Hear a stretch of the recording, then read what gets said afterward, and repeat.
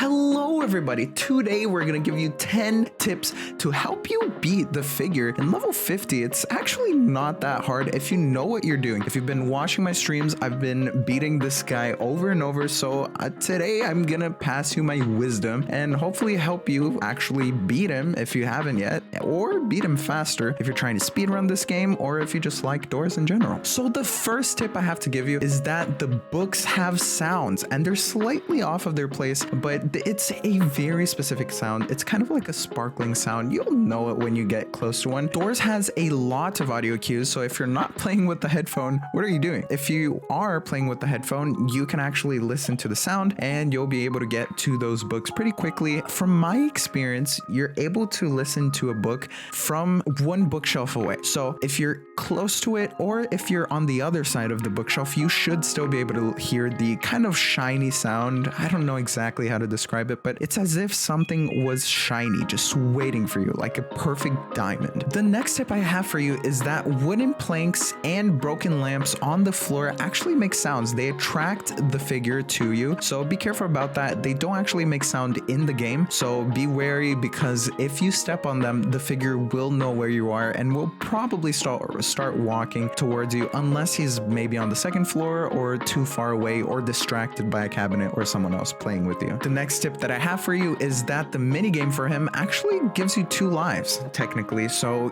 yeah, when you are in a cabinet and you're hidden and he stops by you just to say hi or whatever and tries to kill you, you actually have 2 lives during that minigame, pretty much against Undyne from Undertale. So you can actually mess up once, but you cannot mess up twice or you will lose to the figure. Unlike level 100, where you can only have 1 mess up or else you will die on level 100. This one is a little bit more lenient, so don't worry if you mess up once, just don't mess up again. The next tip I have for you is that the drawer in the game actually makes sounds. So when you're going to collect your paper on the left side of the map, the drawers, if you open them, they actually make sounds. So if the figure is nearby, he will come running for you and he will kill you immediately. So be careful about that. Only open the drawers for new items whenever he's not close to you, or at least when you find some time. The next tip is that similarly, the lock also makes sound. So whenever you are on the menu trying to actually figure out what code it is, he's not gonna have a window of opportunity to kill you. But whenever you fail and you drop the lock, it will make a sound. So be careful not to fail too many times, because he will actually start walking towards you. And at that point, you want to give it a break a little bit. But if you're on the menu, from what chat has told me, it doesn't actually kill you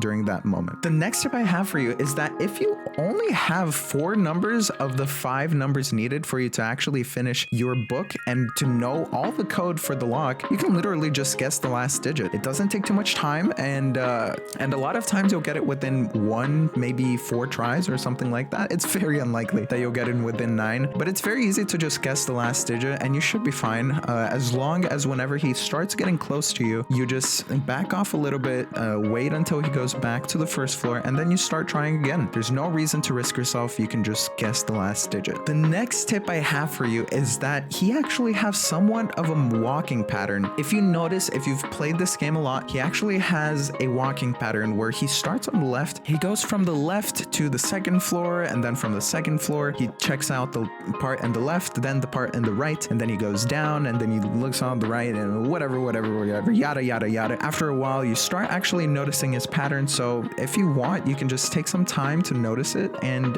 wait until he goes to the first floor, see where he is, and then you can use that window of opportunity to actually go to the second floor pretty easily. The next tip I have for you, and one of the most important ones, is that he actually starts in the left. So whenever you start level 50, you will spawn right in front of the middle door in the back, and he's always going to start next to the paper desk or around that area, and then he'll start going towards the stairs on the right. From there, he can take 2 paths, either go to the second floor or to the bookcase, which he usually will go since you're around that area, and you want to be careful about that. But he always starts in the left. That is a fact. The last tip that I have for you that you might have not thought about is that whenever you open the door, if you're playing with any other people, the figure will actually go insane. He will go Super Saiyan and he will go after whoever is left in his library and will kill them immediately. So if you're playing with friends, make sure to have everyone gather round in the final door, so then you can open the door and have everyone leave and have a good day afterwards. And those are all the tips I have for you. If you like the video, leave a like, subscribe, and do whatever you want.